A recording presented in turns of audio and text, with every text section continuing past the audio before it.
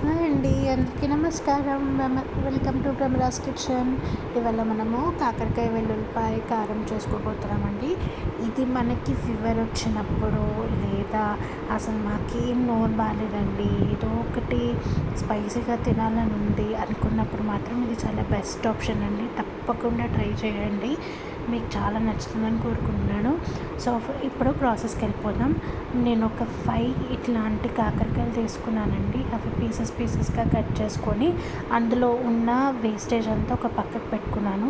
తర్వాత స్టవ్ పైన ప్యాన్ పెట్టుకొని ఒక 2-3 టేబుల్ స్పూన్స్ ఆఫ్ ఆయిల్ వేసుకొని ఒక 1 టేబుల్ స్పూన్ ఆఫ్ జీలకర్ర వేసుకొని కాకరకాయ ముక్కలన్నీ అందులో వేసేసుకోవాలండి. ఇవి బాగా మగ్గించుకోవాలి.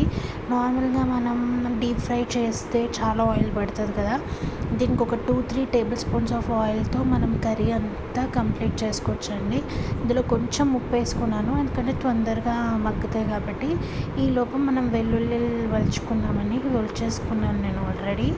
ఇందులో వెల్లుల్లి, 2 టేబుల్ స్పూన్స్ ఆఫ్ కారం, 1 టేబుల్ స్పూన్ ఆఫ్ ఉప్పు, 1 టేబుల్ స్పూన్ ఆఫ్ ధనియాలు, 1 టేబుల్ స్పూన్ ఆఫ్ జీలకర్ర అండ్ ఒక 2-3 మిరియాలు, ఇవన్నీ కచ్చపచ్చగా గ్రైండ్ చేసేసుకుందామండి.